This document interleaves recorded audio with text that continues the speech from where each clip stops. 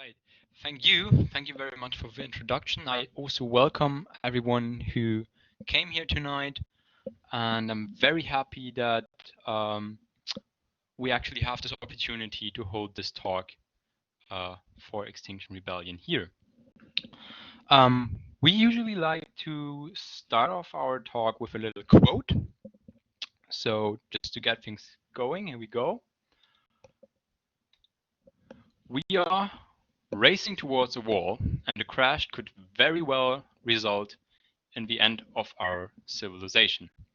This is a translated quote, actually, from the world-renowned climate scientist Hans-Joachim Schellenhuber, talking about the current situation we are facing, the climate crisis. And it sums up that the climate crisis is the biggest threat humanity has ever faced. So obviously, this is nothing like an economic crash, but it would, without a doubt, would also lead to one. And as probably all of you know by now, this is partially due to many externalities and public goods, or rather natural resources, not being internalized in regular business transactions. And that said, I am once again very happy that we have this opportunity to speak at a renowned business and management focused university such as the PFH. And I thank you again for taking the time to be here and for the willingness to engage yourselves with this topic, because it's definitely neither easy nor comfortable to do so. So information about myself, I think everything has been said. I study medical orthobionics at the PFH. Regarding Extinction Rebellion, I've been part of this movement for, I think, since last September, and I am working in the local group, local outreach group. So that's the group that does talks, basically. And I am here because I believe that education and knowledge is the key to having a chance to deal with the climate crisis. And with that, I will give over to my partner for this talk, Sultan. Please. Hi guys, glad to be here. My name is Sultan Kawaja. I'm originally from Pakistan. I've been living in Germany for about 5 years now. I study geography and environmental sciences at the University of Göttingen, and I'm currently working with refugees and adolescents in topics of violence prevention and creating workshops and trips for them as well. I've been with Extinction Rebellion for about a year now, approximately. And yeah, the reason I'm here is because I see the failure of our governments in dealing with this existential threat, the climate crisis. And I'm also here because for most living things, this is a matter of life and death. So before starting, just a few words about Extinction Rebellion.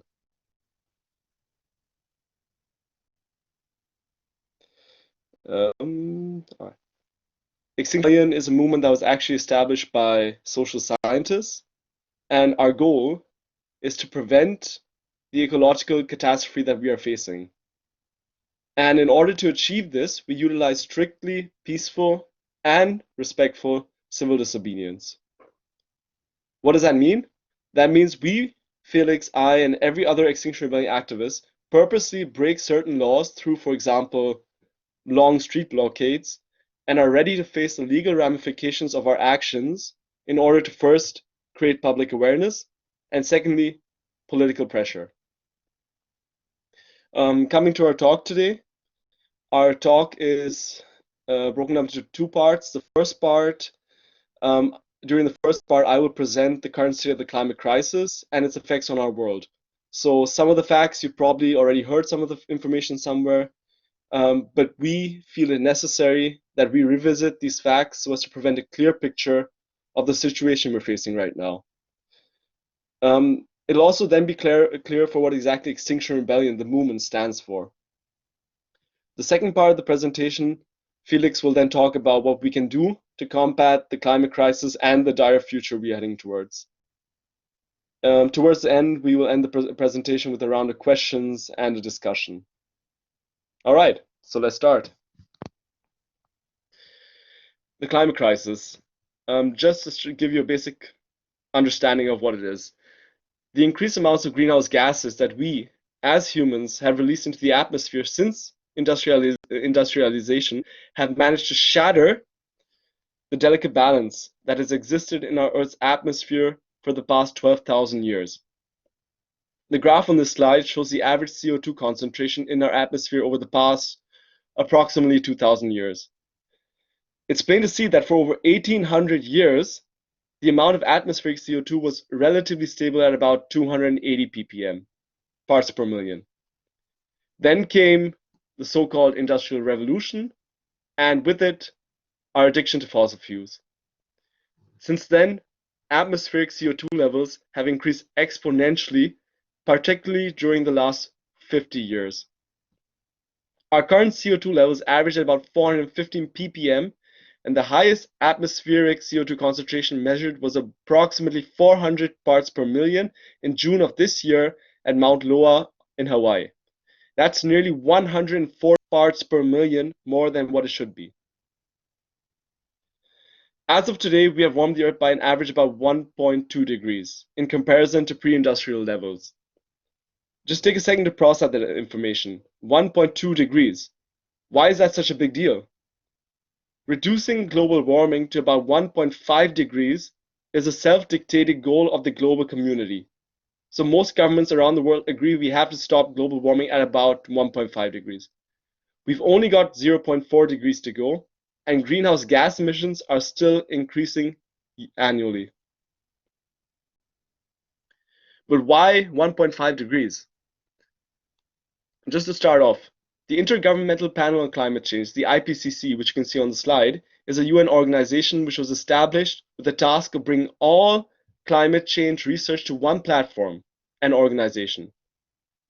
In 2018, the IPCC released a special report on the 1.5 degrees target. And what did it say? 1.5 degrees warming is only a matter of time. The only thing that remains uncertain is when, but some models suggest it could be as soon as 2030, 10 years from now. The seemingly small increase of 1.2 degrees that we've already experienced has brought with it dramatic effects. For example, droughts, storms, wildfires, and floods are just a few of the effects the climate crisis has brought with it, and these effects will only occur more often and with increasing severity. Just look at, for example, the wildfires in the Amazon, or last year California, or Australia, or also Siberia right now. Nevertheless, the aforementioned report does have one more critical message. Even if most governments act in accordance with the pledges they made during the Paris Climate Treaty in 2015, then we won't be heading towards 1.5 degrees warming. No, we'll be heading for 3 degrees warming. What does a 3 degrees warmer world look like? Let's take some examples. Large parts of Bangladesh and Florida would be under the sea if 3 degrees warming is reached.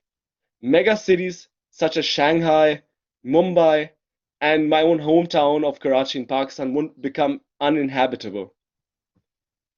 3 degrees is currently the prognosis if every country were to seriously implement the goals of the Paris Climate Treaty tomorrow. And even that doesn't seem attainable. But it gets better. The IPCC is optimistic. What does that mean? It's been established that the IPCC reports that we have read are relatively optimistic and have softened certain results. Why? Firstly, the IPCC is a UN organization with hundreds of researchers from around the world that have to agree on the smallest of calculations for their reports. Since a consensus has to be met, calculated averages of the different research results are presented, thus softening extreme results from different countries. This hindrance is further worsened by the fact that the IPCC tends to have longer processing methods for its research, resulting in a lag of about 3 to 4 years when comparing its results with the current stance of research around the world. So the research we read in the report 2018 actually represented the results of 2014, if you think about it that way. Secondly, The IPCC's prognoses contain optimistic notions about the future development of CO2 reduction technology that hasn't been invented as of yet, or isn't 100% feasible to be produced and utilized on a mass scale. But worst of all, the risks posed by tipping points and feedback loops haven't been given enough attention in previous IPCC reports. But what are feedback loops or feedback effects? Currently, the climate crisis is being caused directly by anthropogenic greenhouse gas emissions. What does that mean? You and I, we drive cars, we consume electricity from fossil fuels, we fly in airplanes, and so on and so forth. But what if we completely stopped emitting greenhouse gases tomorrow? Even then, the stabilization of world temperatures would take some time due to set feedback loops and other natural mechanisms. But we are rapidly nearing a point where massive feedback loops will be created. And some feedback loops, such as the melting of Arctic summer sea ice, have already been engaged. These loops refer to natural mechanisms in our ecosystems that, once started, cannot be reversed and will lead to a scenario known as runaway climate change. That means once we've breached these points, there is no stopping the climate crisis. There is nothing you and I can do from that point onwards as human beings to prevent the climate catastrophe. I'll present a few examples of feedback loops in the following slides, starting off with wildfires. Wildfires aren't just deadly for human beings and other living creatures in its vicinity. They're also gigantic sources of greenhouse gases. From California to the Amazon, Australia, and Siberia, bush and wildfires are spreading and occurring more frequently. Over 90 billion tons of CO2 were released into the atmosphere during the wildfires in the Amazon rainforest alone, and that represents approximately 1/5 of our remaining CO2 budget for a 50% chance of reducing climate change, reducing global warming to about 1.5 degrees. But coming back to the loopback effect, why are wildfires feedback effects? Why are wildfires feedback effects? If you think about it, more wildfires mean more greenhouse gases, resulting in an increasingly warmer climate, leading to more wildfires. An interconnected chain of events, a feedback loop. The second example is the melting of Arctic sea ice. Ice. The melting of Arctic ice is taking place mainly due to an effect known as the ice albedo effect. But what exactly does this mean? The effect is pretty easy to understand. The effect refers to the amount of energy from the sun's rays reflected by a certain object. So if you take an object like ice with a shiny surface, it reflects over 90% of sunlight, whereas the dark water around it, only 10%. That means, obviously put plainly, ice absorbs only 10% of heat, the dark water 90%. The more ice in the Arctic that melts and is replaced by this dark water, the more heat is absorbed by the water, leading to more of the surrounding ice melting away. And that's the most common misconception. Most people think that the ice is melting because the sun's rays directly are absorbed by the ice, but that's not the case. It's the surrounding water which heats up the ice, leading it to melting. And this is another interlocked chain. The worst part, average temperatures, if you guys remember on the previous slide, have increased by about 1.2 degrees worldwide. At the North Pole, the increase is about 3 to 4 degrees when compared to pre-industrial levels. The clock is ticking. The next effect is the thawing of permafrost soil. But what exactly is permafrost soil? Permafrost soil refers to soil that remains frozen all year round, and is mostly found in areas within the Arctic Circle, such as Alaska, north of Canada, and Siberia. Over 1,700 gigatons of carbon are frozen within organic material in the soil, approximately double the amount of carbon in the atmosphere right now. The carbon in permafrost can escape into the atmosphere as either carbon dioxide, or methane, the latter of which is a greenhouse gas 25 to 30 times more potent than CO2. And remember, the Arctic is warming much faster than the rest of the world. A warmer climate leads to more permafrost soil thawing, resulting in more greenhouse gases being emitted, leading to more warming, and so on and so forth. Another feedback loop. And just to remind you that the climate crisis is happening much, much quicker than any of us could have anticipated. The first permafrost soils were expected to thaw in the year 2090. That's a fact that most climate scientists said. They started thawing last year in 2019. That's about 70 years in advance. It's happening much quicker than we could have ever anticipated. So far, there are 19 different feedback loops that have been identified by climate scientists. One effect can tip the climate into starting or exacerbating another feedback effect, ultimately leading to runaway climate change that I spoke about before. On this diagram from the Potsdam Institute for Climate Impact Research, you will see several examples of these effects, all of which are interconnected. As you guys can see, the effects that are shaded a bit more lightly are those effects that have already been engaged because we've already reached 1 to 3 degrees warming. The darker feedback effects have yet to be reached and are expected to be activated once, for example, we reach 3 to 5 degrees warming or above 5 degrees warming. On our current trajectory, we'll be activating all these tipping points, which will eventually result in 4 to 5 degrees warming. A temperature increase at which the survival of our civilization can no longer be guaranteed. But why are we so worried? Most people ask, 4 to 5 degrees warming, is that such a bad thing? Better beach holidays, right? But hold your horses. Such a climate would result in extreme weather events becoming the new norm, such as droughts. A country like Germany is already having problems dealing with extremely dry periods that have been going on for the past 3 years. But what about lesser developed regions facing extreme heat? Let's take the Chad Sea as an example. The region in Africa is home to about 50 million people and has been facing a drought for the past few years. And not a drought like we here know it in Germany. These are scorching temperatures from 40 to 50 degrees regularly. The drought there has led to 2.3 million people fleeing, as well as 11 million people being in need of humanitarian aid. And that's not something you hear about in the news. Alone in southern Africa, there are over 45 million people currently facing a famine. And just right now in Germany, this year, as of April 2020, several farmers in Germany who are fighting and trying to stay alive and trying to stay profitable due to the extremely dry periods they've been facing and continue to face.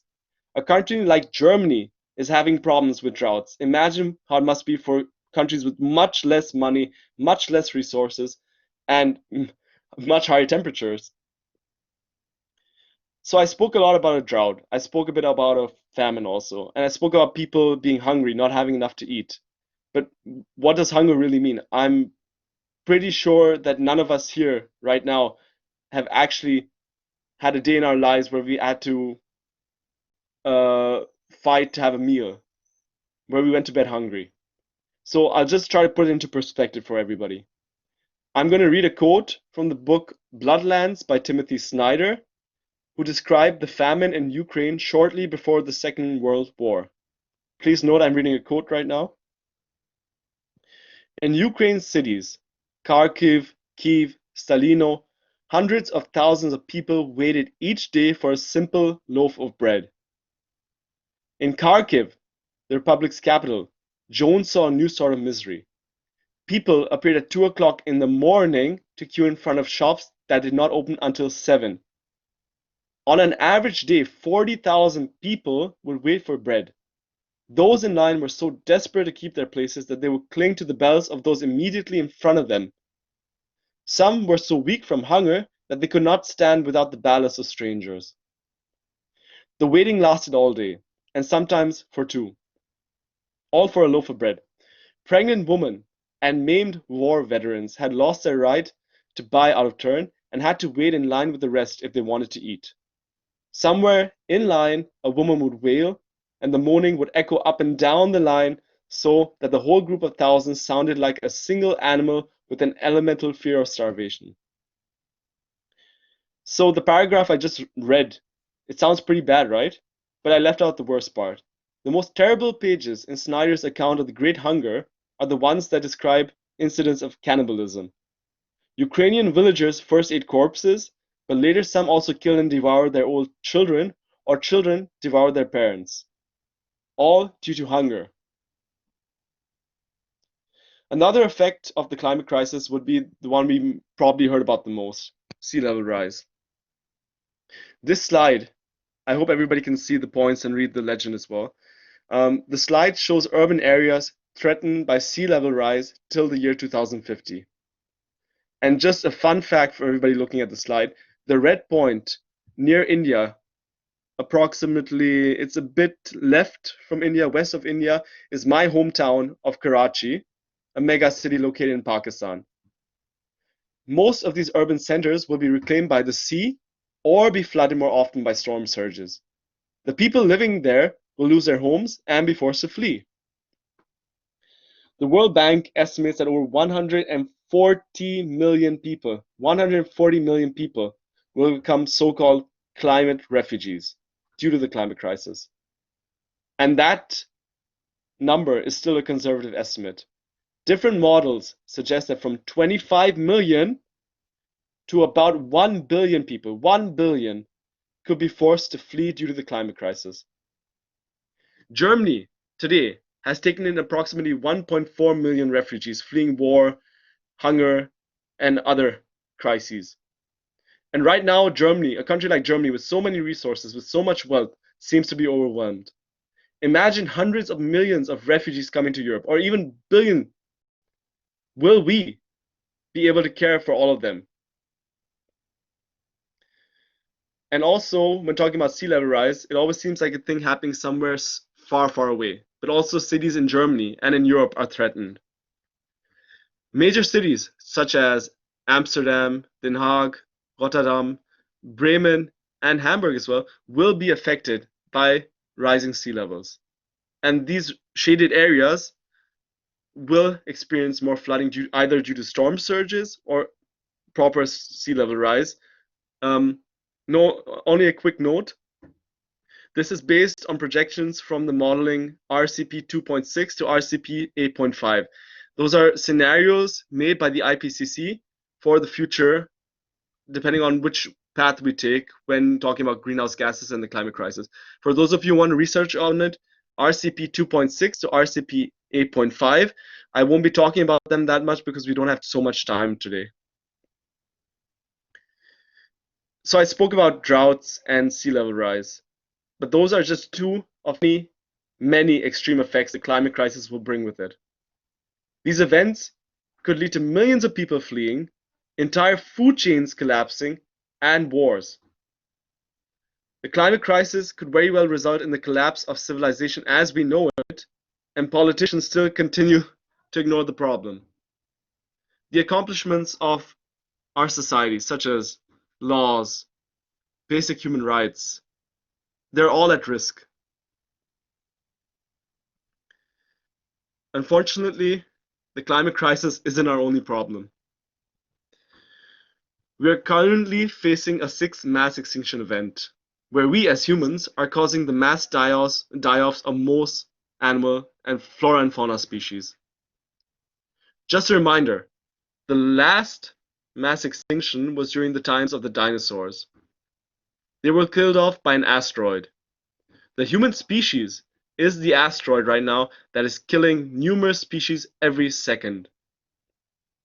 According to several studies, 60% of all fish, reptile, and mammal species have disappeared from this planet since the 1970s. Species are dying off 1,000 times faster than they normally would have, given there would be no anthropogenic involvement. The most common example we hear about is bees.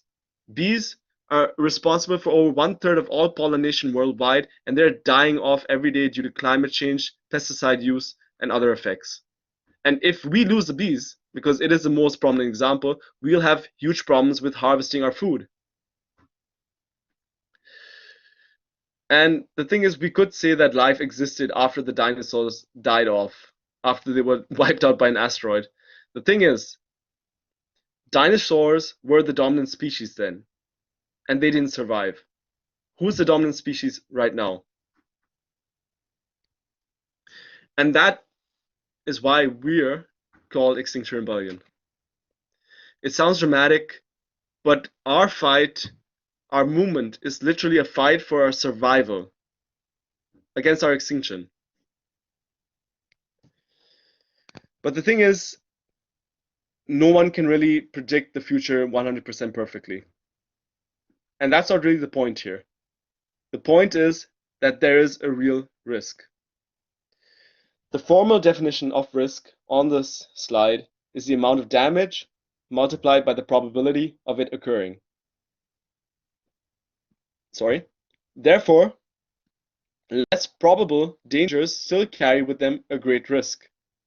Think back to example of thawing permafrost soil. That was expected to happen in 2090, and the chance of that happening right now was very, very low, but it still happened. So let's take another example, just for you and I. Would you or would I board an aeroplane with a 10% chance of crashing? Would you build a nuclear power plant with a 10% chance of exploding till the year 2100? I'm pretty sure that neither you and I would board that airplane or want that nuclear power plant to be built. The World Bank says that the probability of us reaching a global warming of about 6 degrees till the year 2100 without any radical change is well above 10%. And the thing is, how on earth can we keep looking away? It's time to take this crisis as seriously as we would the construction of aeroplanes or nuclear power plants. This is the only planet we have, so far as I know, and this is the only chance we have to save our home. And even though I spoke about all these effects, all these things that could potentially happen and are right now happening all over the world, the amount of CO2 in our atmosphere keeps rising. Our current trajectory is leading us to a disaster and in no way reflects the course we should be taking according to the IPCC. The red line represents what the IPCC says we need to do in order to reach 1.5 degrees warming and cap it off there. And as you can see, the current trend is just exploding through the roof. But the question is, why do you and I, as normal citizens, have to get involved? Due to this. The first report of the IPCC before the year 2000 made no sufficient difference. The signing of the Kyoto Protocol didn't make a difference. And the Paris Climate Treaty in 2015, where everybody celebrated saying, oh my God, it's a huge turning point for the climate change movement, it really didn't make a difference either. CO2 levels continue to rise even though climate protection has been a term used since the 1990s. According to the IPCC, we need to reduce our CO2 emissions by about 45% till 2030. We already have a 50% chance of reducing global warming to 1.5 degrees. 50% chance. The thing is, I don't see any politicians making that happen. And that's why Felix and I, for example, are here right now. The way our economic system functions is directly linked to the amount of CO2 we pump into the atmosphere. The two graphs on the right clearly present this direct correlation with the examples of China and India. On those two graphs, you can see the growth of their GDP in relation to the amount of CO2 they've emitted. As you can see, the more growth they've experienced, the more CO2 they've been emitting. We need a complete system overhaul in order to prevent the worst and give us enough time to avoid the steep reduction curves we see on the graph on the left side. The longer we wait and do nothing, the less time we have to initiate this transformation and the tougher reduction measures will have to be. Just think about Corona right now, COVID-19, and just think about the huge effects it's had on the world and our different economies due to the lockdowns. When talking about the climate crisis, we'll meet much bigger lockdown if we don't act right now. The longer we keep pushing this into the future, the harder that lockdown and that change will have to be, and the lesser time we'll have to help people move from one job or one occupation to a more greener future. And so that is why now is the time to act, and there is no more waiting. And with that, I'd like to give Felix the stage for the second part.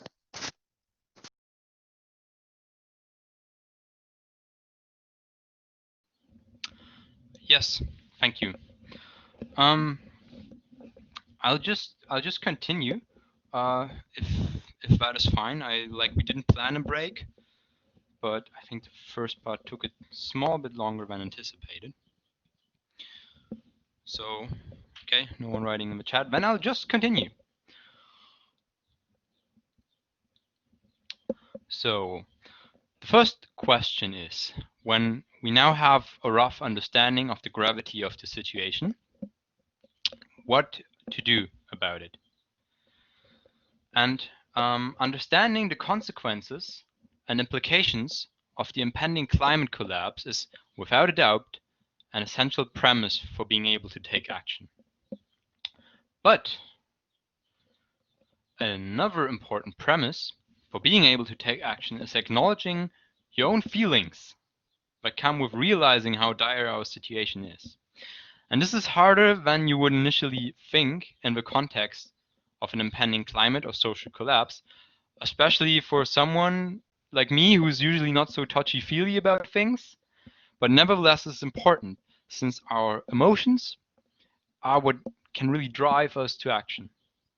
And regarding these difficult emotions I listed here, we have a fitting slogan at Extinction Rebellion, which goes, "Hope dies, action begins." And it's about catalyzing those negative emotions into something productive instead of resigning or giving up. It's about minimizing the damage that's going to compromise our society and not just accept that millions of people will suffer extreme physical and emotional distress. So, Extinction Rebellion's general guideline on this is, first, tell the truth, and second, act accordingly. I know that sounds awfully simple, but it's definitely a good start, because few people actually really internalize the whole scope of the climate crisis. And while not everyone has to know everything about it, a solid understanding and awareness of the actual consequences of the climate collapse in the broad public is needed. I mean, how is anyone supposed to act responsibly and adequately if the necessary information and understanding regarding an issue is not sufficiently communicated? Regarding this, 2019, 11,000 scientists warned the global community that planet Earth is facing a climate emergency, and that if global warming wouldn't be fought adequately, we would face, I quote, "untold suffering due to the climate crisis." And scientists usually kind of tend to understate things, rather. Also on this slide, you can see 4 of the 29 red flags those scientists are referring to on their warning. Obviously, the emissions. There's also just another obvious example is the global tree cover loss, the extreme weather we talked about earlier. And also ocean heat content is a very interesting point. We sadly don't have time to go into it, but it's well, I personally find it very interesting because it has lots of implications. So this is why Extinction Rebellion's first demand of this movement is tell the truth. And I quote this demand: "Governments must tell the truth by declaring a climate and ecological emergency whilst working with other institutions to communicate the urgency for change, and all political decisions that oppose the fight against climate change must be revised.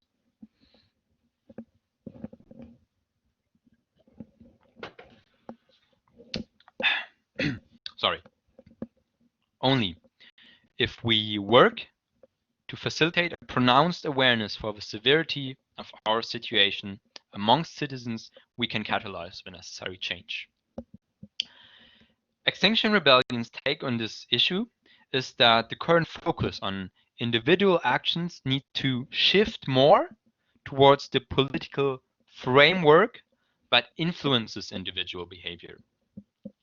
We also believe that informing the broad public sufficiently would facilitate a significant minority that will start to take actions due to the established understanding of the whole situation. And Fridays for Future and also the development of our own movement is good evidence that this is actually the case. Which brings us to the second point I mentioned, acting accordingly. So the conventional approach of political activism focuses primarily on generating publicity, like you can see here, distributing leaflets, maybe lobbying, signing petitions, publicly demonstrate, but it stands to question whether this is even adequate regarding the existential threat which we are facing. Imagine the following, just as a metaphor. There is a fire in a public building, and instead of triggering the fire alarm, there's just a few people handing out leaflets with the fire prevention policy. I mean, clearly, in order to prevent the whole building from burning down, someone needs to extinguish those flames. And the problem here is the considerable discrepancy between content and method of the communication that is applied. So, what is adequate action? It is clear that the status quo must be questioned and that the creeping destruction of the basis for our existence must not be tolerated any longer. In other words, we need a rebellion, which means denouncing our willingness to obey the prevailing order as long as it threatens the basis of our existence and social peace. And as citizens of a democracy, it is our duty to ask ourselves whether our government is fulfilling its basic responsibilities.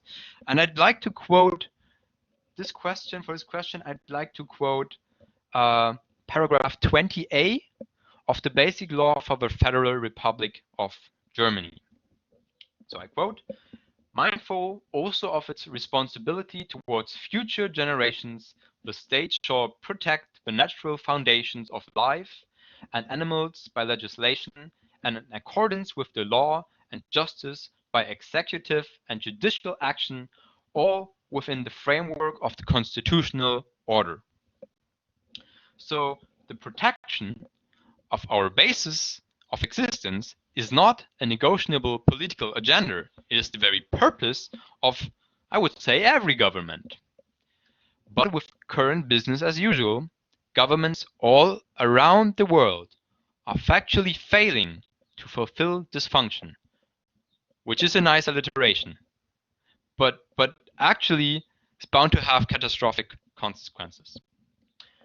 We are witnessing the most peaceful period of our history with a remarkable amount of unprecedented civilizing achievements such as human rights, constitutional democracies, free and equal elections, retirement arrangements, medical health care, easy access to food and water, and even a rising collective consciousness for social justice, equal rights, regardless of gender and origins of birth. And we have a moral obligation, I'd say, towards future generations to preserve these achievements as well as the basis of our existence. And this is the reason why we rebel. I want my children and grandchildren to have access to these things as well. So generally, there's 3 ways to facilitate profound change within a society. There's regular political work like information campaigns, publicity, and demonstrations. But with these methods, environmental activists did not have sufficient success to prevent the situation we are in now. Second, there's also peaceful civil disobedience. And third, there's of course also violent riots and revolutions. Well, since classical political work did not have a sufficient effect so far, we have to try something new because time is of the essence. Luckily, there are some good reasons for peaceful civil disobedience. And we as a movement are opposed to violence, let alone for moral reasons, but we are also active to protect life. So violence would go against our very own principles. The political scientist, Professor Erica Chenoweth, did in-depth research of political movements of the 20th century regarding their methods and what led them to success or didn't. And her results show that peaceful movements were actually twice as successful as movements that utilized violence. You can best see this on the graph here on the left. Gray is the non-violent movements, and the violent ones are the black bar.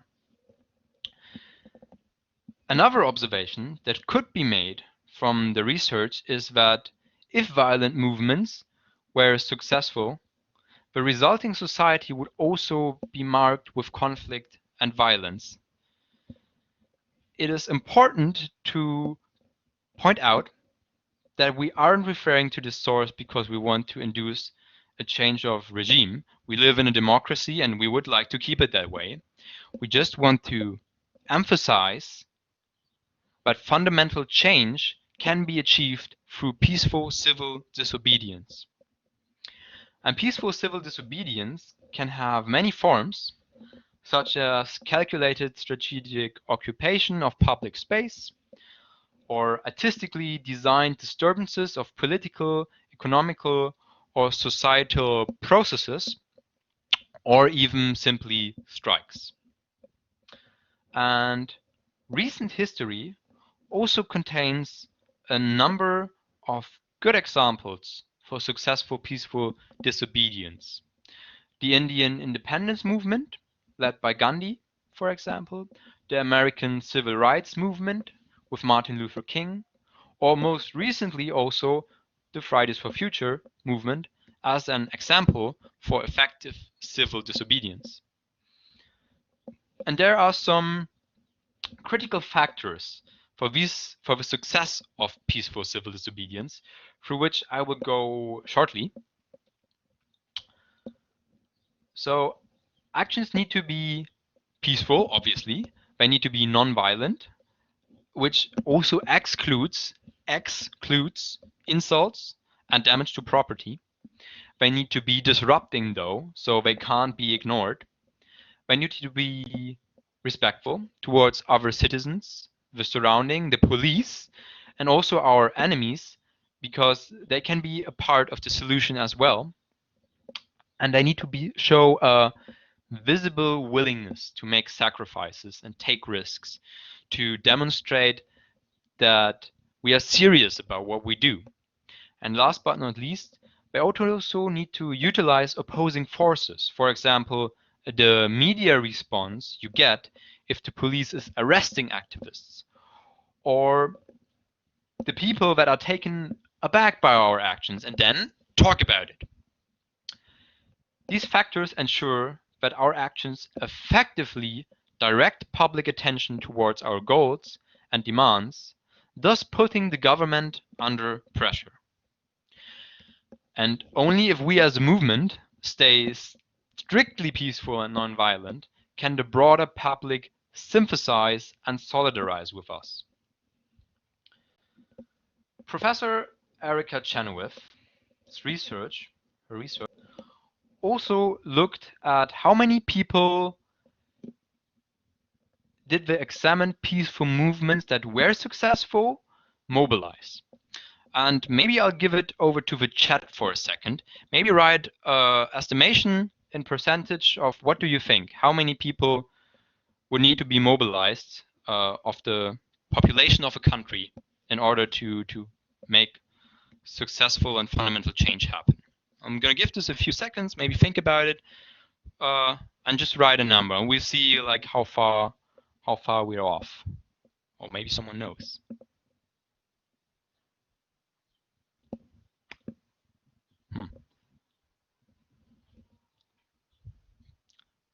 Okay. Well, if no one wants to take a guess. Ah, there we go. One person. That is a nice view.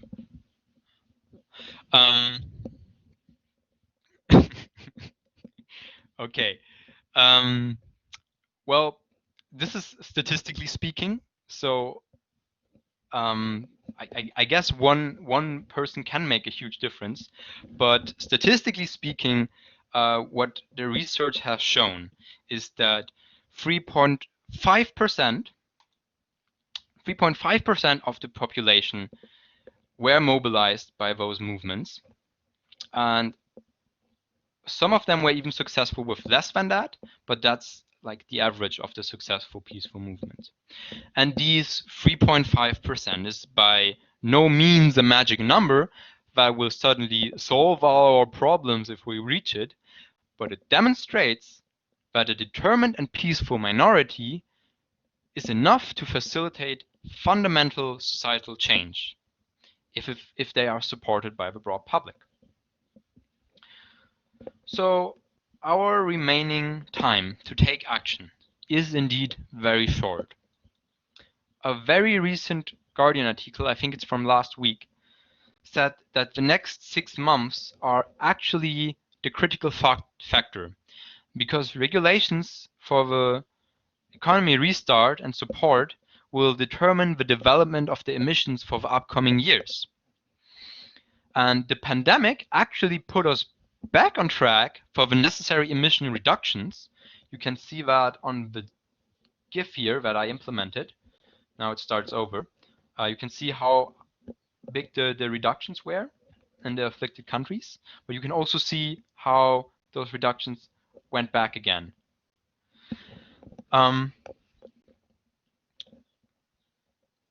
So if we search up to pre-corona levels of emissions, the remaining CO2 budget would be used up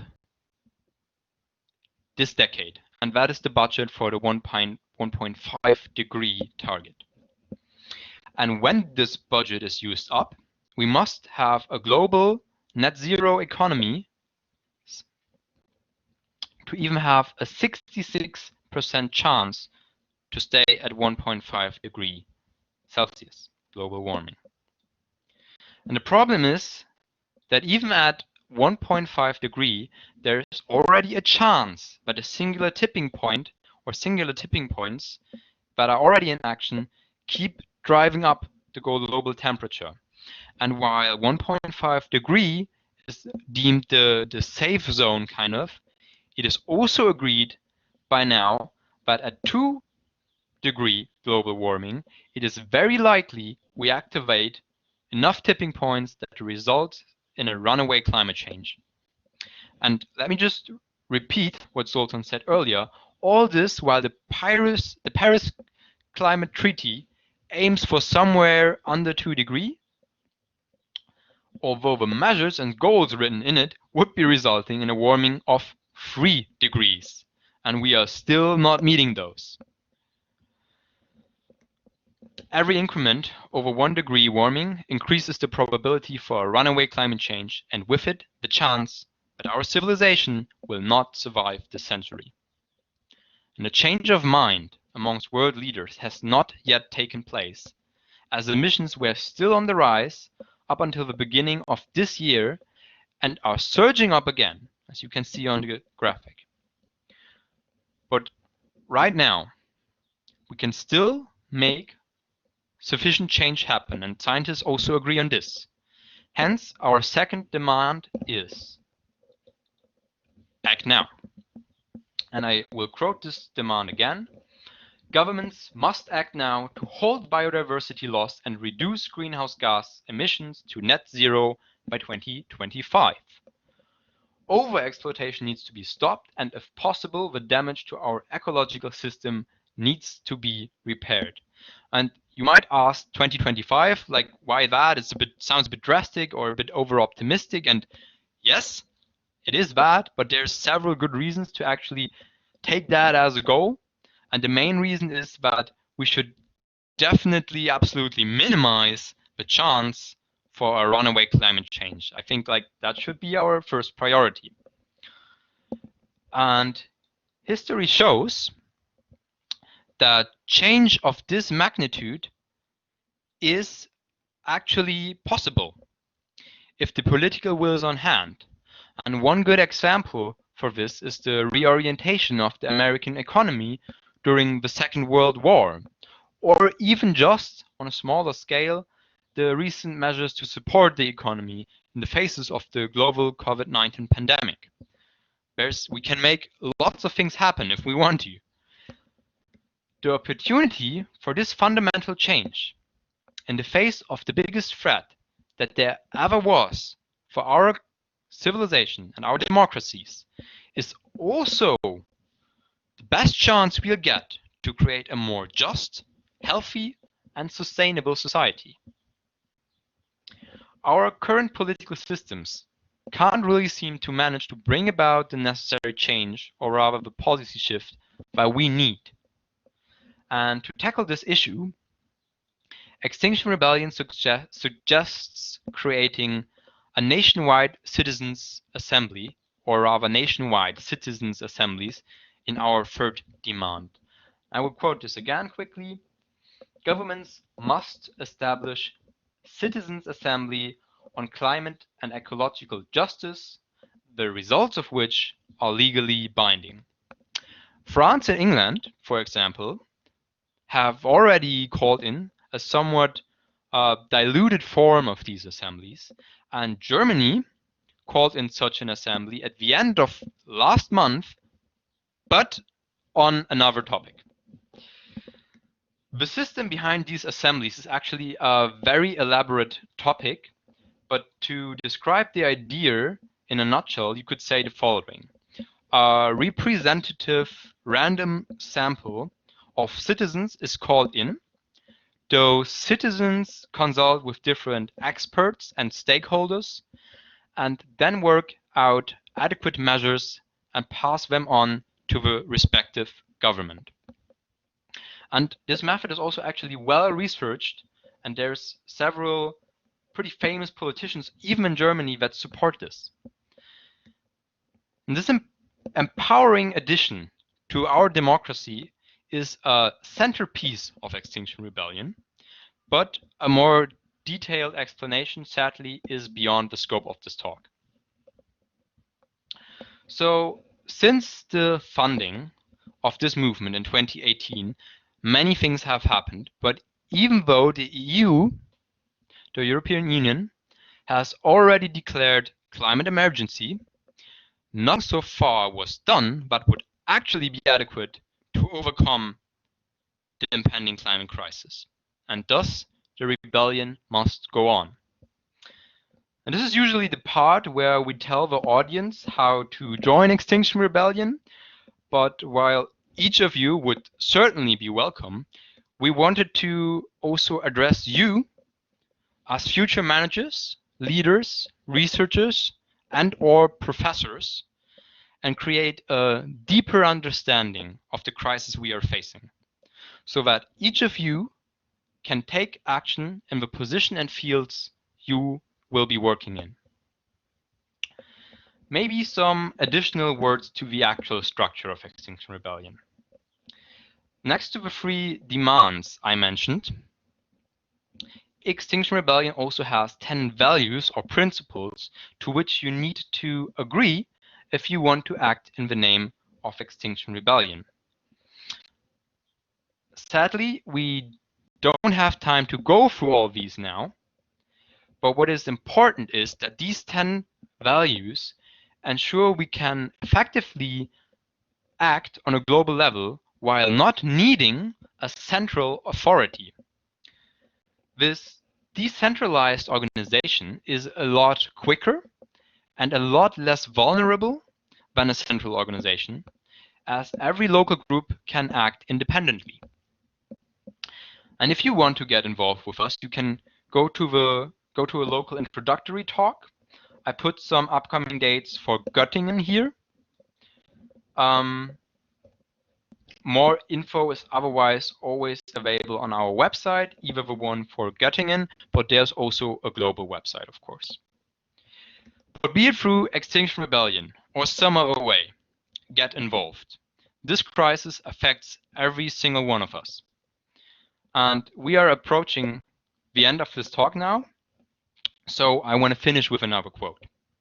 This one is from Kate Marvel, a climate researcher from NASA, the NASA's Goddard Institute, and she says the following. Yes. To be a climate scientist is to be an active participant in a slow-motion horror story. We are inevitably sending our children to live on an unfamiliar planet. We need courage, not hope. And courage is the resolve to do well without the assurance of a happy ending. Thank you very much.